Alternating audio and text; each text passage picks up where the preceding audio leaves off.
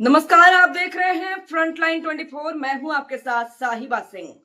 मधुबनी संकट मोचन स्थित James Ford अस्पताल के प्रभारी चिकित्सक गगन गिरी पर एक महिला कर्मचारी ने गंभीर आरोप लगाया है।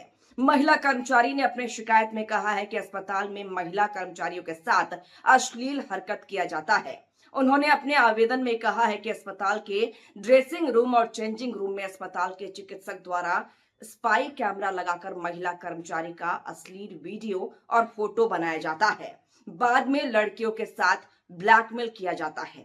इस शिकायत के बाद पुलिस पदाधिकारियों ने अचानक कान खड़ा हो जाता है। पुलिस बुधवार रात में ही हरकत में आ जाती है। नगर थाना पुलिस डॉक्टर गगन गिरी के आदर्श कॉलोनी स्थित आवास और अस्पताल पहुंच जाती है, लेकिन डॉक्टर और अन्य पुरुष कर्मचारी फरार हो जाते हैं। हालांकि सूत्रों से जो जानकारी मिल रही है, इसमें कहा जा रहा है कि कुछ लोगों की गिरफ्तारी भी हुई है, लेकिन मुख्य आरोपी चिकित्सक फरार बताए जा रहे हैं। अस्पताल में भी कुछ कर्मचारियों को छोड़ कोई नजर नहीं आया। हालांकि पुलिस जब अस्पताल पहुंची तो ड्रेसिंग रूम और चेंजिंग रूम से कैमरा गायब था। इतना ही नहीं, पुलिस को दोनों कमरा से कोई आपत्तिजनक सामान भी बरामद नहीं हुआ। अस्पताल में पुलिस बल तैनात कर दिए गए हैं।